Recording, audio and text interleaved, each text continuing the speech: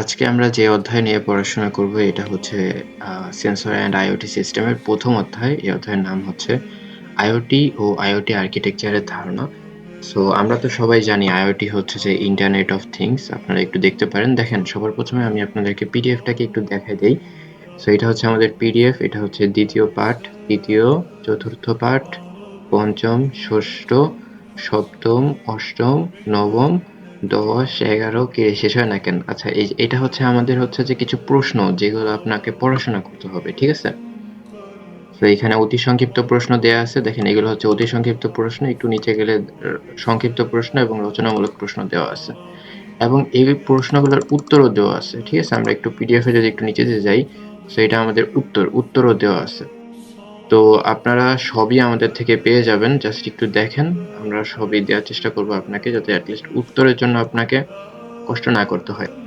তো এখানে আমরা একটু প্রশ্নগুলা দিয়েই শুরু করি। প্রথম প্রশ্নতে বলা হয়েছে আইওটি এর পূর্ণরূপ কি? পরবর্তী দ্বিতীয় প্রশ্ন, কে সর্বপ্রথম ইন্টারনেট অফ থিংস শব্দটি ব্যবহার করেন? এবং তৃতীয় নাম্বার প্রশ্ন হচ্ছে সেন্সর কি এবং অ্যাকচুয়েটর কি? এখানে ছিল 4টা প্রশ্ন। পঞ্চম প্রশ্নতে বলা হয়েছে আইওটি আর্কিটেকচারের সর্বনিম্ন স্তর কোনটি? তারপরে M2M এর পূর্ণরূপ কি? মেশিন টু মেশিন আর কি। আইওটি সিস্টেমের প্রধান উপাদান কয়টি? প্রধান উপাদান ক্ষেত্র বিশেষে আচ্ছা, 4টিই ধরলাম। প্রধান উপাদান 4টি। এরপরে কই গেল আমাদের? 7টা প্রশ্ন আছে অতি সংক্ষিপ্ত। এরপরে হচ্ছে আমরা সংক্ষিপ্ত প্রশ্নতে আসব।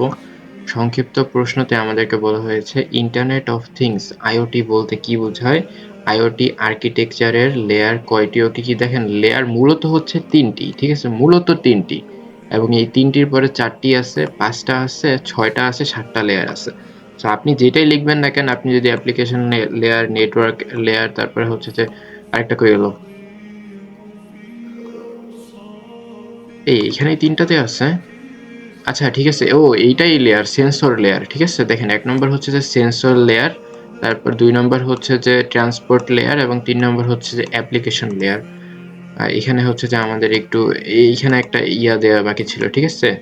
এখান থেকে হবে পারসেপশন লেয়ারের, এইখান থেকে একটা আমাদের এন্টার বাটন ক্লিক করা ছিল। মানে এটা পুরোটা হচ্ছে একটা টপিক, ঠিক আছে? পরবর্তীতে হচ্ছে নেটওয়ার্ক লেয়ার এবং হচ্ছে অ্যাপ্লিকেশন লেয়ার। আমরা একটা ছবিও দিছি, ছবিটাকে দেখাই নেটওয়ার্ক লেয়ার গুলো কোথায়। ছবিটা মনে হয় আরেকটু আগে। আচ্ছা, এখানেই হওয়ার কথা। এই যে, ঠিক আছে? Application layer, network layer, perception layer, ঠিক আছে? আইওটি আর্কিটেকচারের বিভিন্ন লেয়ার বা স্তর। ওকে, তো আমরা বেশি দেরি করব না। আমরা হচ্ছে যে এরপরে সংক্ষিপ্ত প্রশ্নতে সংক্ষিপ্ত প্রশ্নতে দেখেন, আমরা হচ্ছে যে ইন্টারনেট অফ থিংস বলতে কি বোঝায়? আইওটি আর্কিটেকচার লেয়ার কয়টি ও কি কি? এবং বলা হয়েছে এজ কম্পিউটার এবং ক্লাউড কম্পিউটারের মধ্যে পার্থক্য লিখো। আসলে আমি বক্স ভাবে লিখতে পারি নাই, তাই আসলে আমি এজ কম্পিউটারটাকে একসাথে দিছি। এবং এখানে ক্লাউড কম্পিউটারটাকে একসাথে দিছি। সো আপনারা একটু কষ্ট করে পড়ে নিবেন। পড়ে নিলে অনেক সুবিধা হবে। এবং এখানে বলা হয়েছে প্রথম অধ্যায় আইওটি আর্কিটেকচারের ধারণা। প্রথম অধ্যায়টা, এই প্রশ্নটা দেখবেন, আইওটি আর্কিটেকচারের গঠন, এবং এটা লিখতে হবে আপনাদের। এবং আর্কিটেকচারটা তো আপনারা জানেন, পারসেপশন লেয়ার, তারপর হচ্ছে নেটওয়ার্ক লেয়ার, অ্যাপ্লিকেশন লেয়ার, এই 3টা লিখলেও আপনার নাম্বার কাটবে না, আপনি নাম্বার পাবেন, ঠিক আছে? কোনো অসুবিধা নেই। বইয়ের ভিতর 5টা দেয়া আছে, বাট আমি আমি বলবো যে আপনারা 3টা লিখবেন, 3টা পড়বেন, কারণ ইন্টারন্যাশনাল এই 3টাকেই মেইন গুরুত্ব দেওয়া হয়। এবং এরপরে হচ্ছে আমাদের আইওটি ইকোসিস্টেম অ্যান্ড ইন্টারপ্রোপার ইন্টারপ্রোপাবিলিটি, হ্যাঁ, আমি উচ্চারণ করতে পারতেছি না। আচ্ছা, আমি উচ্চারণটা মানে একটু কনফিউজ হয়ে গেছি। আচ্ছা, একটু দেখি। আইওটি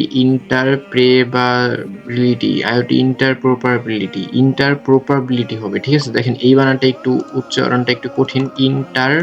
এখানে হবে একসাথে ইন্টার, ঠিক আছে? অপারেবিলিটি, এটা হবে ইন্টার। একটা হচ্ছে একটা শব্দ ইন্টার, আর একটা হচ্ছে অপারেবিলিটি।